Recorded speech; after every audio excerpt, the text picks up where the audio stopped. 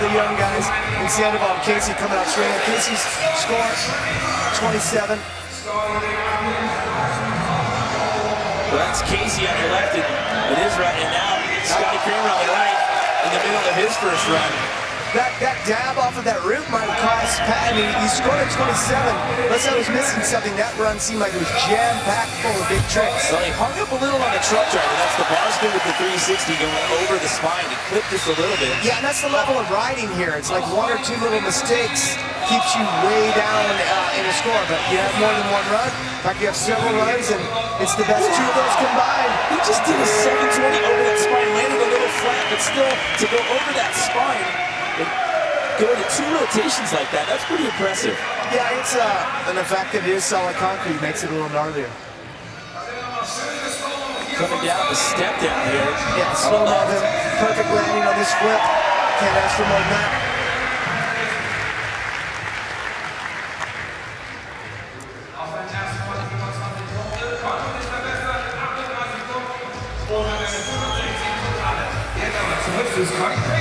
We're back live here in Munich, Germany, X Games Munich. We're in the middle of Heat 1 of 2 here, the BMX Park final on course right now. Scotty Cranmer, 7 minutes and some change left on the jam session clock here. Best run score you can get is a 50. It's your best 2 runs total together, and top 3 out of each heat moving on to the final. You see that 360 he just did? He took on far from one side and traveled to the other.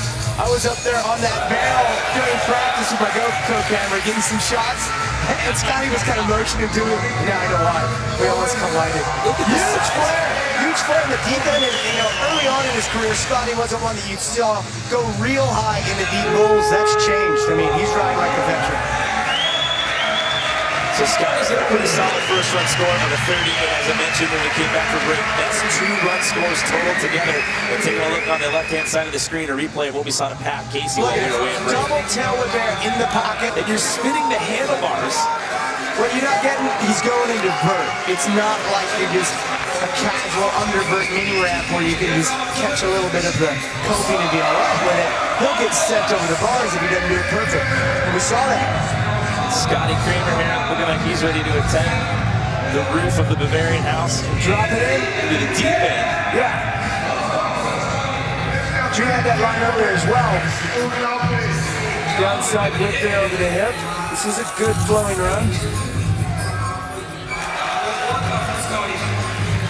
Coming up on the 10-second mark left here for this opening run as he goes back into the deep end with a big flare. Yes, he watched that because he was generating speed, and Scotty is looking like he's blasting these deep sections higher than he used to. And that reflects well. That was a big finish there. You see Drew getting worked on him. One of the trainers looking like an issue with that left shoulder. That was a good knock that he took coming down from that drop in with the bar spin. Well, look at Scotty Cranmer got a 41. That was the highest single run score that we saw at a meet or two of our opening heats. Well, that was the question I was about to ask you. The way the body positioning was, do you think he wanted the bar spin and then just wasn't able to make it happen? Yeah. Look at his body position. He was leaned back. He was going to throw him. See when he straightened his arms out. Did you see that one-handed whip by Scotty? I mean, it wasn't on the biggest obstacle on the course, but it was really stylish and perfect.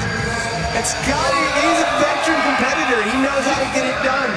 I think we're going to see him post a score here that locks him into a medal position, and then from there try to step it up to lock himself into a goal. Backflip down the step down. He's got 41 for that first run score. That's huge. The height factor on that flip. It's a vert bowl.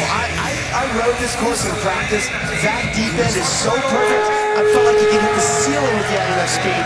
But throwing a big flare on it, especially for a guy that's not a regular vert rider, I bring that up from time to time. Some of the park guys are learning how to blast these things like a vert rider does. That looks like a perfect flare on a vert ramp.